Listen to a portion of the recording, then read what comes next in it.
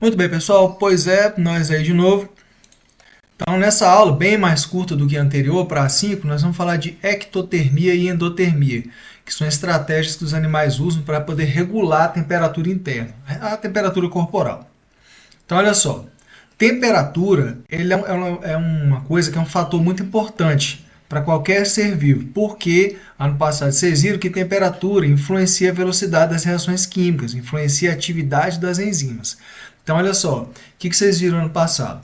Aqui, ó, nesse gráfico, no eixo Y, está a atividade enzimática, ou então a taxa de reação. Ou você pode entender como a taxa de produto gerado pela reação catalisada pela enzima, né? E no eixo X aqui, o que está sendo mostrado é a temperatura em graus Celsius. Então, o que acontece? De maneira geral, para os organismos, maneira geral, bem generalizado, simplificado isso aqui, a temperatura ótima de ação das enzimas é de 35 graus Celsius. Então, o que acontece? Quando a temperatura está abaixo disso, vamos supor que a temperatura esteja aqui por volta de 15, uma temperatura mais baixa, tá?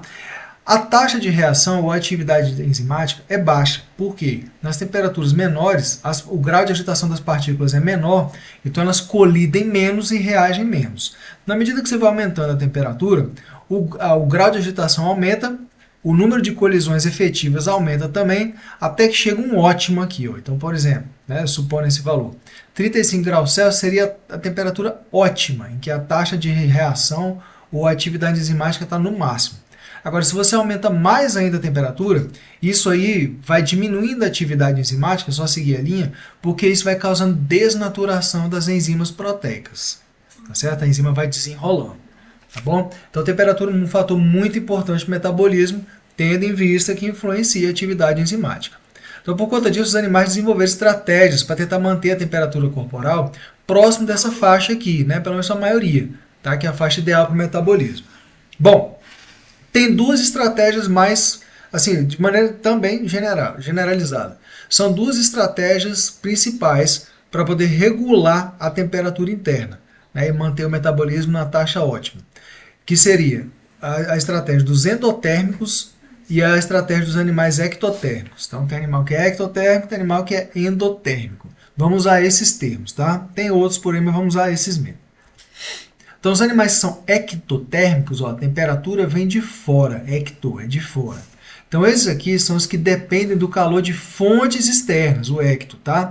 Para regular a temperatura corporal. Melhores exemplos que você vê por aí, por exemplo, lagarto pegando sol. Então, ele depende, por exemplo, do sol. Ou, supondo que seja próximo de uma fonte de água quente, alguma coisa assim, fica perto de uma pedra ou em cima de uma pedra, enfim. Mas o exemplo mais comum é o sol. Tá? Então, ele depende de uma fonte de calor externo.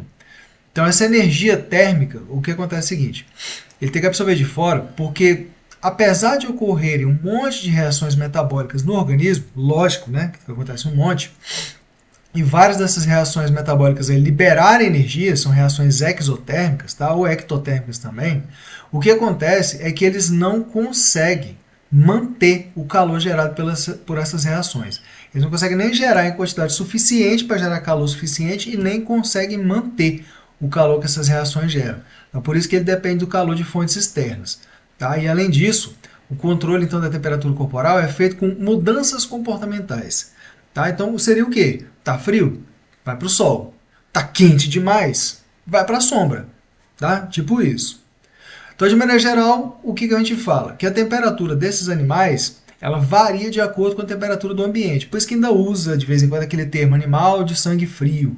Porque se tiver, por exemplo, 10 graus Celsius a temperatura do ambiente, ó, o ectotérmico, a linha é a linha azul aqui no gráfico. Então, se tiver 10 graus Celsius a temperatura do ambiente, você espera que a temperatura do corpo do animal esteja por volta de 10 graus Celsius também.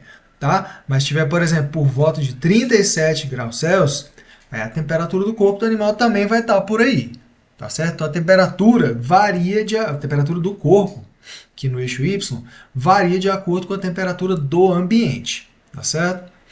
Bom, esses animais, então, gente, como eles dependem, né, de fontes de calor externas, a sobrevivência deles, você já imagina que é mais limitada em regiões frias, né? Porque em regiões frias, estou vendo o que vinha no slide depois aqui, porque em regiões frias fica um pouco mais difícil tomar esses banhos de sol aí, no inverno, por exemplo, essas coisas.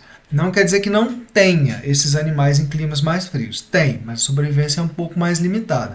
Tá? Se fosse pedir para ele escolher onde ele quer viver, ele vai querer viver num clima tropical, lógico. Tá?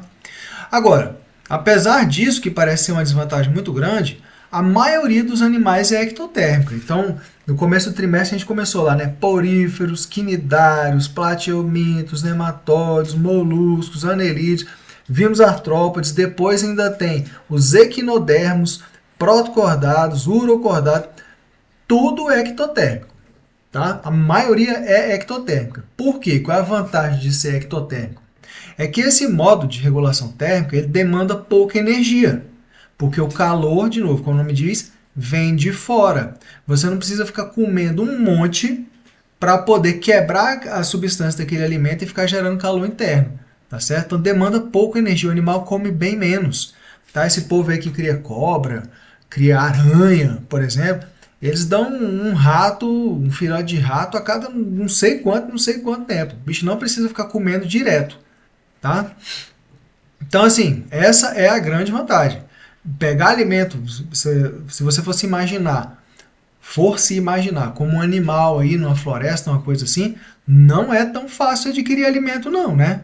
Se você se perder no mato aí para você sobreviver, é difícil. Tá? É difícil conseguir alimento. Então, assim, se você consegue viver com muito pouco, melhor para você. Tá? Não precisa comer tanto. Tá? Captura ali de vez em quando, já se mantém vivo e tá tudo certo. Agora, é aquela, né? O ambiente que é mais frio, ele não propicia tanta oportunidade de alimento para os ectotérmicos, né? Tanto de alimento como para aquecer. Então, por isso que a distribuição deles é limitada nesses locais. Agora, um local onde eles se dão bem, por exemplo, é o deserto, né? Se você pegasse, fechasse o olho aí e fosse imaginar os animais do deserto, o deserto e animais do deserto, provavelmente você ia imaginar lagarto, escorpião. Tem rato? Tem. Tem camelo? Tem. Só que assim, muitos dos que vivem lá são esses aqui, ectotérmicos, tá bom? Porque em baixa produtividade, ou seja, não tem tanta produtividade aqui no caso, é produtividade fotossintética. Tá? Então não tem tanto alimento nesses ambientes aí. Mas como eles não precisam de tanto, então eles conseguem viver nesses locais. Então esses são os ectotérmicos. Tá? Para terminar com eles, tem várias estratégias que eles usam para regular a temperatura. No geral, os problemas mesmo são com o frio. Tá? Porque assim, se fica muito quente, o bicho vai para a sombra, vai para a água, alguma coisa assim. O brabo é quando esfria. Né? Então, por exemplo, de estratégia, tudo comportamental, a maioria pelo menos, né? É ficar exposto ao sol, pegando o sol aqui, ó, para poder se esquentar. Se esquenta muito, isso aqui. Ou então, um sapo, se for no calor muito grande, ele mergulha na água para se refrescar. Que mais que tem? Tem aqui, por exemplo, outros dois exemplos aqui. Camaleão consegue até mudar a cor da pele para absorver mais calor, tá certo? Se precisar. E tem mudanças fisiológicas também, que o animal consegue produzir formas diferentes das enzimas, tá? Isoformas diferentes e que muda a temperatura ótima de ação da enzima. Então tem sensibilidades térmicas distintas. Então são várias estratégias possíveis. De maneira geral, o problema é no frio, que aí o bicho tem que se enterrar, fica bem menos ativo, essas coisas. Bom, sobre os animais endotérmicos. Então o endotérmico é o contrário. O ectotérmico é aquele que a temperatura corporal varia de acordo com o ambiente porque ele não consegue gerar calor interno, tem que absorver calor de fontes externas. Já o endotérmico não, o calor vem de dentro. Tá? Você vê aí de noite aí filmando com essas câmeras aí que pegam infravermelho de avestruz, você está vendo que tudo escuro é frio, mas está vendo aqui a avestruz, ó, tá amarelado, tá alaranjado, isso aqui significa calor, tá? Tá na temperatura maior. Então o endotérmico ele produz calor internamente através do metabolismo. Tá? Acontece um monte de reações de quebra de substância que nem acontece no ectotérmico. Só que no caso do endotérmico, acontece muito mais, para gerar muito mais calor, e o endotérmico ele consegue reter esse calor. Tá? Pelo menos parte dele consegue reter, porque a gente tem tecido adiposo, pelo, pena, essas coisas. Basicamente, quem são os endotérmicos? Hoje em dia, aves e mamíferos. São os únicos? Não. Por exemplo, no passado se acreditava que vários dinossauros fossem também endotérmicos. Hoje em dia tem também certos peixes que nadam muito e nadam rápido, tipo atum, que eles são endotérmicos também. Tá? Então, assim, a vantagem de ser endotérmico é que o animal tem uma maior independência do ambiente externo. Tá certo? Se está frio, ele gera calor internamente, pelo menos até certo ponto, né? Então ele pode ser mais ativo em climas mais frios. Agora, a desvantagem é que o gasto energético é muito maior para manter essa temperatura corporal aí. Só você ver o seu caso, por exemplo. Você acorda, toma café da manhã. Aí no meio da manhã, lanche. Chega na hora do almoço, almoça. Aí no meio da tarde, lanche. Depois, janta. Às vezes come até de novo. Então assim, a gente come muito para manter esse metabolismo, manter esse monte de reações químicas acontecendo para gerar calor, para manter o nosso corpo aquecido. Tá? Então, assim, várias das estratégias para regulação da temperatura. Aí, de novo, gente, o problema é o frio. Tá muito calor? Ó, na figurinha aqui. O bicho foi para a sombra, tá? Para evitar esse sol do meio-dia. Então, assim, o que o animal pode fazer? Por exemplo, tremedeira, que é contrair os músculos para poder gerar calor. Quando você está morrendo de frio, você treme, né? Vasodilatação e vasoconstrição. Então, se o vaso sanguíneo dilata, aumenta o fluxo sanguíneo, o animal perde mais calor pela superfície, dissipa mais. Se estiver muito frio, é o contrário. Os vasos sanguíneos superficiais eles contraem para reduzir o fluxo sanguíneo na superfície e perder menos calor. Se tiver também muito calor, você sua, porque a água vai evaporando, vai roubando calor da superfície. Os animais podem ter pelos e penas, por exemplo, que formam a camada isolante, além do tecido adiposo também. Né? Tem um outro tecido adiposo que a gente quase nunca vê no ensino médio, que é o tecido adiposo marrom. Quando a gente é bebezinho é que a gente tem esse tecido aí. Tipo no ombrinho de bebezinho, que é bem gordinho, tem esse tecido adiposo marrom aí. Que a função é acumular lipídios para que sejam quebrados e gerem calor. Não para gerar energia. Tá? Então, tudo forma de gerar calor. Se tiver frio demais, não tiver jeito, tem animais que vão entrar em dormência. Como, por exemplo, a hibernação. Que aí o metabolismo baixa mesmo, a temperatura do animal abaixa, até as condições ambientais se restabelecerem. É um sono tipo um coma mesmo. O urso mesmo, ele não entra em hibernação propriamente dita, não. Se você for lá encher o saco dele, ele acorda, viu? Então não vai lá atrás do urso, não. Bom, e esse último exemplo aqui também. Por exemplo, aqui ó, na perna aqui do lobinho, ou raposa, no livro estava escrito lobo, mas para mim esse bicho está com a cara de raposa. Enfim, então você está vendo aqui ó, que lá no gelo, lá no ambiente congelado, a temperatura do ar está aqui, ó, menos 30, por exemplo, e a temperatura corporal dele está 37.